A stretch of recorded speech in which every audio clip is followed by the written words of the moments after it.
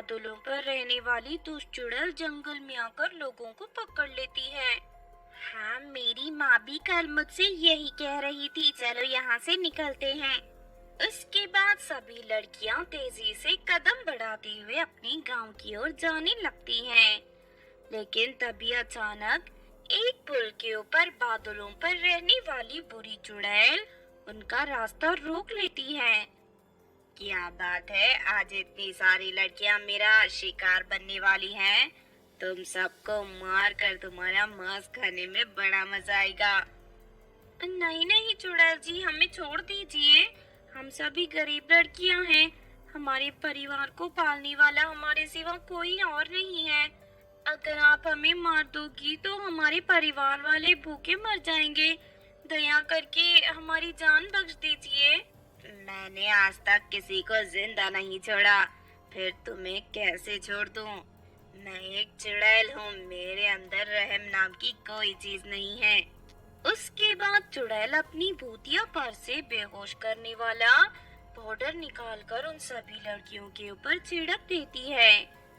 देखते ही देखते सभी लड़कियां बेहोश होकर गिर पड़ती हैं। फिर चुड़ैल उन सभी लड़कियों को रस्सियों से बांध देती है और उन सभी को हवा में उड़ाकर बादलों के ऊपर ले जाती है। थोड़ी देर में ही सभी लड़कियों को होश आ जाता है। उसके बाद चुड़ैल उन सभी लड़कियों को वहां मौजूद एक बड़े से कढ़ाई के अंदर डाल देती है और अगले ही पल उन सभी लड़कियों को जोरदार बिजली के झटके लगने लगते हैं। सभी लड़कियां दर्द के मारे झटपटाने लगती हैं। ये देख चुड़ैल को बड़ा मजा आता है। थोड़ी देर में उन सभी लड़कियों की मौत हो जाती है। उसके बाद चुड़ैल उन सभी का मांस खाकर उनकी हड्डियां जमीन की ओर फेंक देती है। इस तरह एक दिन कोमल परी पृथ्वी पर रहने वाली अपनी सहेली सुधा से मिलने आती है। वो दोनों सहेलियां नदी किनारे बैठकर बातें कर रहे थे। तभी आसमान में उड़ रही चुड़ैल की नजर उन दोनों पर पड़ती है। कोमल परी को देख चुड़ैल खुश हो जाती है। अरे वाह, ये तो एक परी है।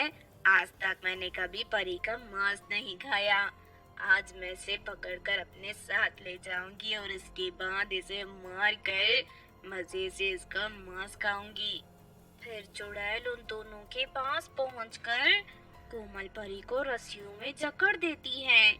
अपनी सहेली को मुसीबत में देख सुधा पास में बड़े डंडे से चुड़ैल पर हमला कर देती है, लेकिन चुड़ैल उसे मुक्का मारकर जमीन पर गिरा देती है और कोमल परी को हवा में उड़ाकर बादलों के ऊपर ले जाती है। अरे नहीं, बादल वाली चुड़ैल तो मेरी सहेली को पकड़कर ले गई। अब मैं क्या करूं? मुझे किसी भी तरह अपनी सहेली को बचाना होगा, वरना वो दुष्ट चुड़ैल उसे मारकर खा जाएगी। तभी सुधा कोमल परी की माँ को फोन लगाकर वहाँ घटी सारी घटना बता देती है। कोमल परी की माँ एक बहुत शक्तिशाली परी थी। अपनी बेटी को बचाने के लिए वो फौरन अपनी जादुई कालीन पर सवार होकर बादलों के ऊपर पहुंच जाती है। मेरी बेटी को छोड़ दे चुड़ैल, वरना मैं तुझे जान से मार दूंगी। तू अपनी बेटी को बचाने नहीं बल्कि खुद मरने आई है मेरे हाथों से, और मेरे हाथों से आज तक कोई नहीं बच पाया। अब तेरी बेटी के साथ साथ मैं तुझे भी मार कर खा जाऊंगी।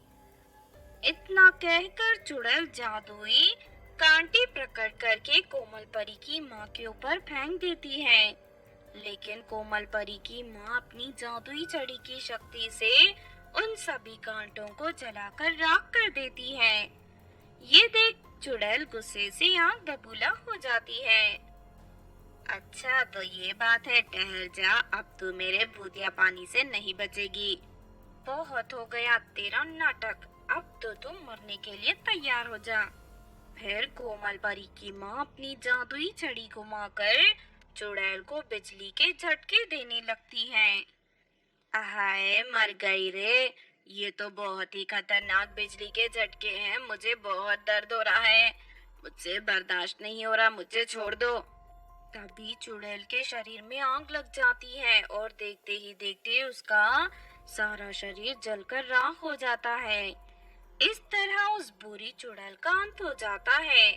उसके बाद कोमल परी अपनी माँ के साथ